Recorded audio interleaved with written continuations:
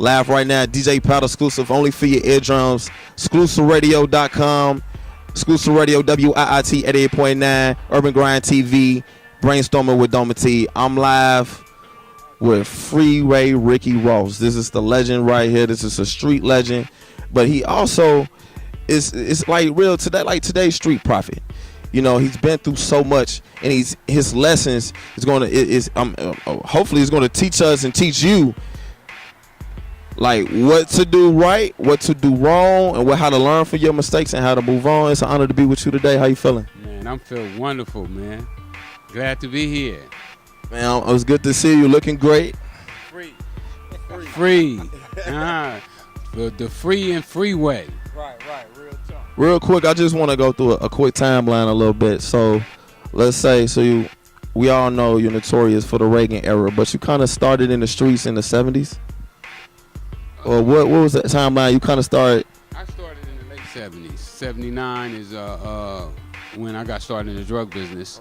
Okay. But you know, life started way before that. The lessons that you learn every single day of your life is what molds you to be the person you was today. Right. And today is what's going to dictate what you're going to be tomorrow. I saw how you basically started out probably with like $25 to the 50 and the 50 all the way, and you just kept going. That's how you kind of started, right? Yeah. My boy started me off with a 50, but eventually I raised my own 125, right. You know, and you know, wasn't no looking back from there. Were you already going before you bumped into the agent, that kind of the contra agent, as you want to say? Was you already started, or did you start it with him already? No, I was already selling. I first met some lower level Nicaraguans that was a part of their organization, and then I eventually was introduced to Danilo. Okay, yeah, and another name was Blandon. Danilo Blandon. Yeah, Blandon. I was later on introduced to him after a year or two, maybe 3, that I was in the business. So kind of when Scarface came out, how was you feeling at that time? Because you was kind of doing both. Would you feel like you was the only guy that, maybe they got it, they got my story, there's somebody following me, or how do you feel? They stole my story then. I was little, I was small. Even though all my boys, they called me Scarface, you know, because I probably was the closest in our neighborhood to being like that at that time. But I was still small when Scarface came out. And matter of fact, I learned some lessons from Scarface, you know. Never get high on your own supply. You know, valuable lesson. And so many of our young people need to know that they shouldn't be getting high on their own supply. You know, they want to sell pills, but they taking more pills than they selling. They want to sell syrup, but they drinking the syrup. They want to do heroin, but they snorting heroin. So, you know, one of the main things that you can't do is you can't get high on your own supply. So, man, so many questions just went through me. When you kind of, for one, you was known as being the low key one, the underground one. So real quick, I heard that you had houses like in Utah and Colorado and different little spots. Just for the peak of things, during your peak heyday, like, you just name just a few things, some of the different things you were doing, because a lot of people just keep it in the neighborhood, and you was feeding the neighborhood, but you was a little extravagant in with other places, right? Well, I was what they would call a business collector. I was collecting businesses. I wasn't collecting cars. You know, I owned a motel, I owned a junkyard, I owned a beauty salon, I owned a shoe store, I owned a tire and wheel shop. So I was one who collected businesses. You know, I was in the process of building like 4 motels. I had the dream of one day owning a high rise, a hotel, a motel. So that is where I was elaborate at in buying businesses. I wanted big, flourishing businesses. Right, but at the same time, that's a mindset that people need to know. It's like, yeah, you started off in this situation, but you really thinking about a more solid, straight situation. No doubt. I kind of tried to build my career on the Superfly theory of getting in and getting out. It just so happened that I wasn't able to get out in time. You know, with the feds, once they indict you, you know, it don't matter when they catch you. And then once you commit a crime, they got 7 years to indict you. So I'd already committed my crime after I quit selling drugs, but it was just too late. Specifically, the day you got hit, was it a tape recording, or how specifically how you get hit? Well, my friends told on me. You know, it wasn't no tape recordings, luckily, because I usually didn't talk on the phones.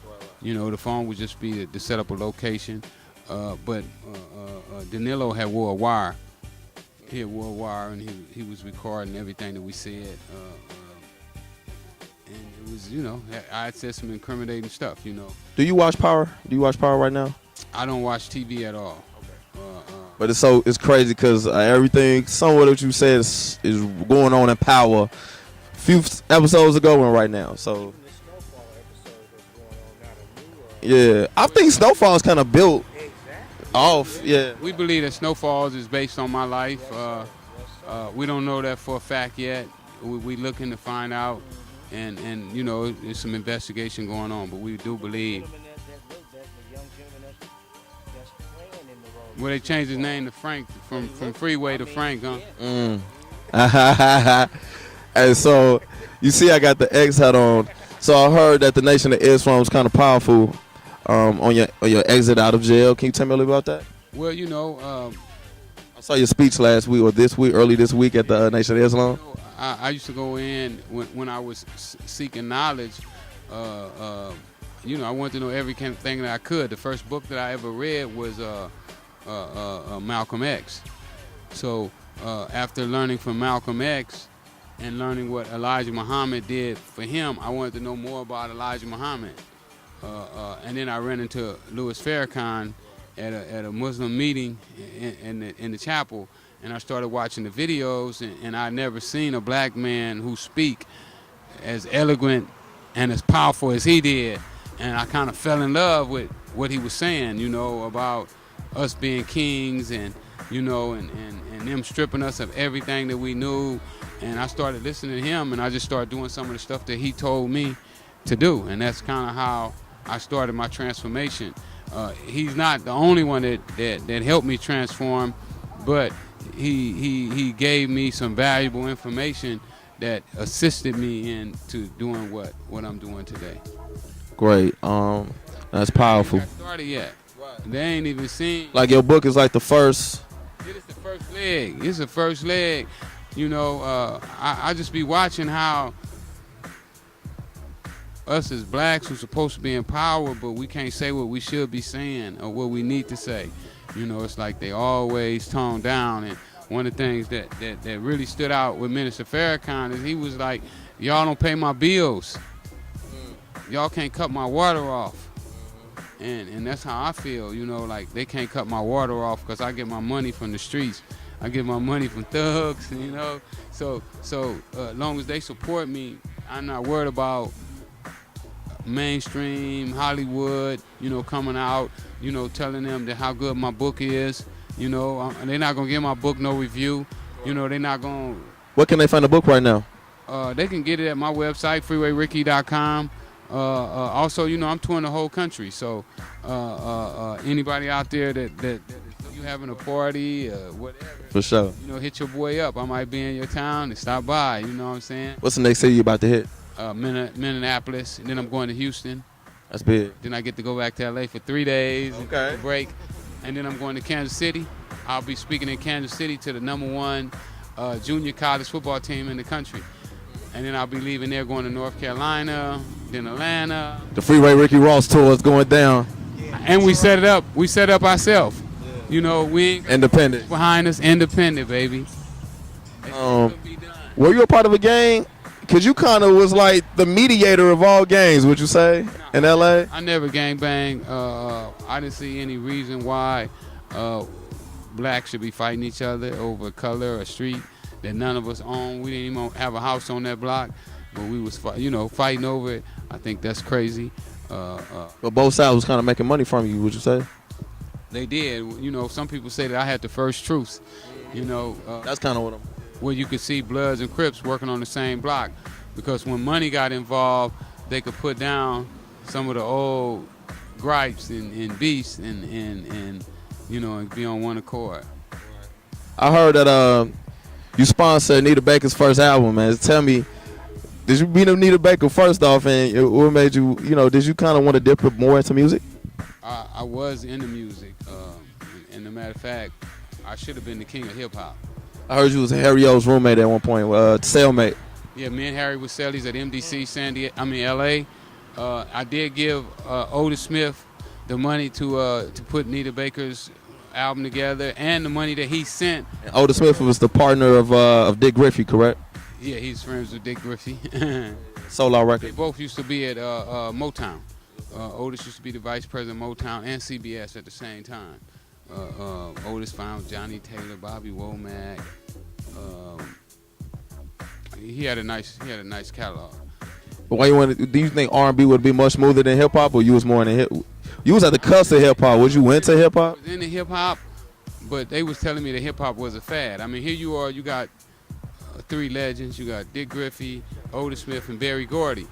Three of the godfathers of music telling you that hip hop is a fad, and that I should put my money into Anita Baker's album. Was Easy E copy from you? No, And to expound on the music thing, What's your name, bro? My bad. First of all, my name is Tony Jordan. Chicago Inc. Basically, me and Rick partnered. I brought Rick in a couple years ago. We booked him for the Jesse Jackson hip hop panel that I do with a young lady by the name of Jania Butler, Hip Hop Union. But like I said, my name is Tony Jordan. I own 5 entertainment companies. I sit on the board of 13 others. I manage Jaz-O, the originator who put Jay-Z in the game. I got the Art of Rap coming this Saturday, yes sir, and then this Sunday we also have Jaz-O and Eric Sermon. I work with EPMD, Def Squad. I manage Rod Digger. I manage Sugar T, E40 Sisters. So I've been out here for years. I had a distribution deal with Sony Red, and I'm actually getting ready to talk to Rick about his thing that he has a Universal Music Group. He should be in music, and I believe that the situation that he's been going through with Rick Ross, the rapper, kind of similar to what Jaz-O and Jay-Z thing went. I don't know. That might be different because Rick Ross didn't follow him. Nah, but But Jay-Z toured Jaz with Jaz-O. Actually, I'm gonna tell you like But this. still in the image, I get it, right? And the thing is, just like you said, when you take on a person's, let's say, Persona. that's it, brother. You just said I was gonna say persona, image, name, pay homage. That's all I'm saying. And He never spoke to you again. Y'all never bumped. No.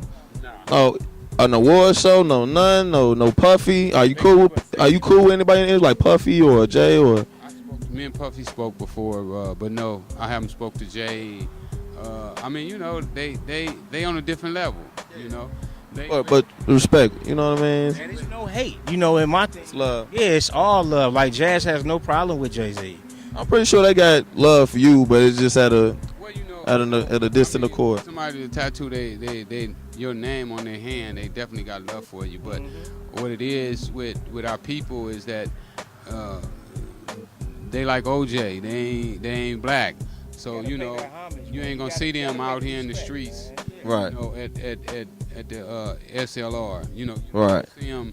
But real talk, he served 9 years. He got acquitted for the real crime, but he got locked up for a crime that would be like 1 or 2 years. So he served 9 years. Do you kind of feel? I still can't feel like OJ should be free today, because you don't want nobody to just stay locked up. And he served his time. So you think he did a fair, okay, he served some time? Well, I don't really know the whole case, but I know they was mad at OJ, and they threw the book at him. He should have been more cautious with what he was doing after his incident.